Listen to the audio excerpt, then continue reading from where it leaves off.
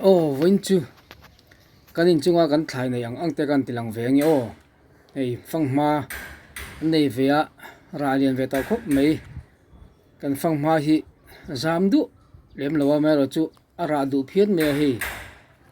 a ara sen la te de nen phi chuanin som ve lai ra om ve rang to mai ei an thur te po kan nei ve a ei run mui te po ma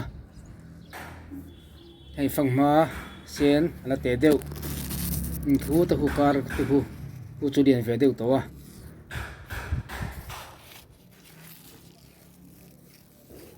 lai po hi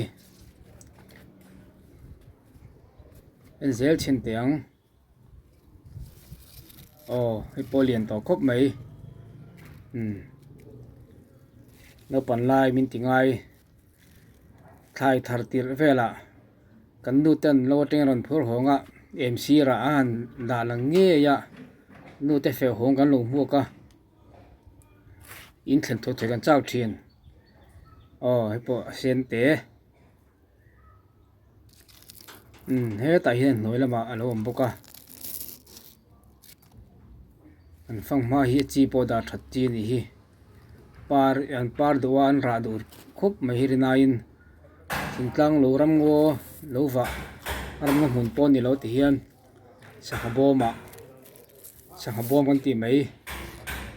tiang ro ka hian hei le tha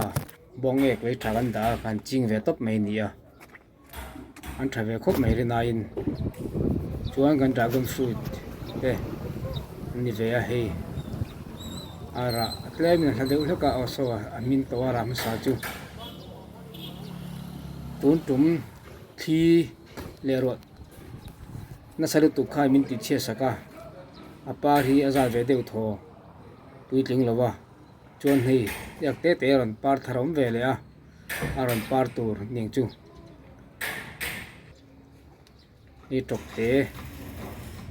ania kan tok te hi rei ve to ni kum ami ania hi phui nam te po kan le a koi am kol the kan ti bok hi ni kuma dung ai sa hi nia som ve lai ra ve ara achung sen ni ra hi thum tui khup mai anok a me kan ti kan chok de ya a seron chor le ni kha an thur zo purun he ta hi run hui te an thur te phui nam te trok te khania trok te po lo hun to ra tam tu ara hi lo thoi lo chon amina ku ngatar vat thina kan ei vak lo pon ara hi alem ko chon amin main lo zela tha an dragon fruit te ho hei po phui nam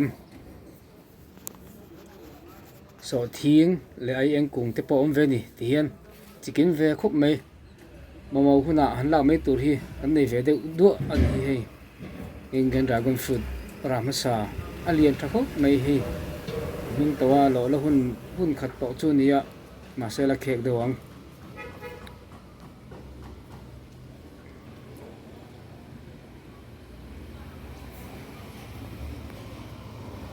ai eng kung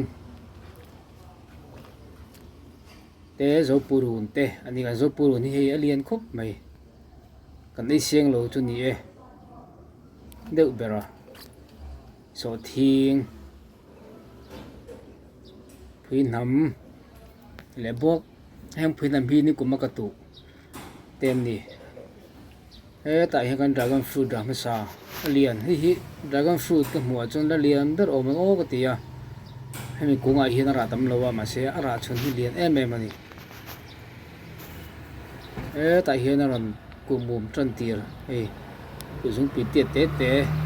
aron mom le tat hama hei rai phi chu ali panga om thut ani ain to tin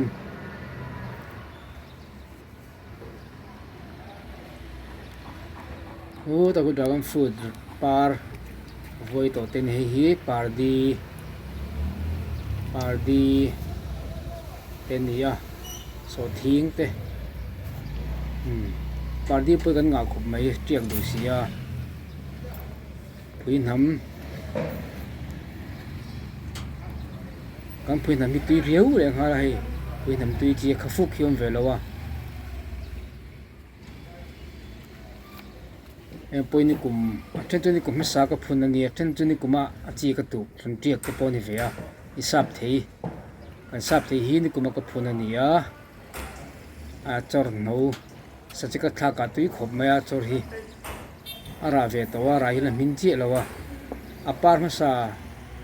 min ti che se ka thli le ro in tin kho kha thare e me par ma sa then khat kha chu ra lovin apar ti thina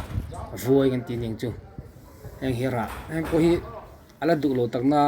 se phil chuanin ai tlak to nga thur a thung po eng vek to ing ring ri ve to hi thakhat ara tang te tang thakhat te chu ni ve to kan sap thei hi ara ma sa hi chu aduk ma tu lo lovang ka ti dewa ala lo du lo mai mai ni mi min lo khal lawang chu mo in chung dai om ani boka o hi po ara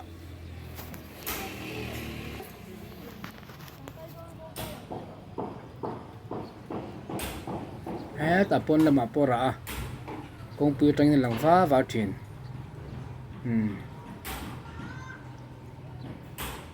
ali mom venia ti sap thei ra tam lo ma sila ma mo hunan du huna pumli punga lo ra me me po hi nun tilim ve a hi kan dan nia ania dania po kan ni ve de orang ani ti hian an no thakop me kan dan ni hi dania po hian lian chho deuh ti hian ram par mai a chuang chonin heting rol ni hianin lak thoi thuai ngai kar khatar le chonin an sanga an ram par ti mai thin zo purun don hungin kan la ve ani hi lam hi chu ka don hi lian vak lawa aman pot roma miangin don noi chung man kan nei ve thi lawa atin don ka mo na hi in chung vel hi ni maya man to po ngai lem lo hi an tam ani an tam ka ra hian hei rum hi te po lo om ve le a chang kha te po hi run mui po par der to ni hian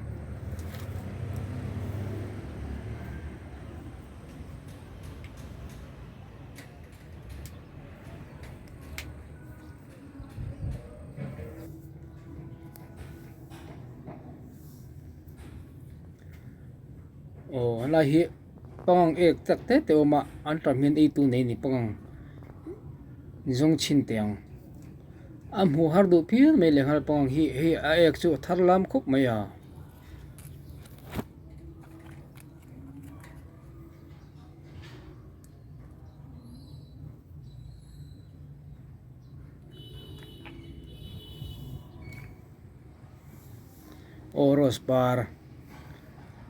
rosbar im tui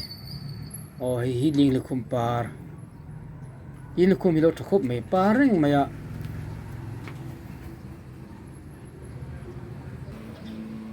ipo rosbar te chi zam chi nia ta pon par ni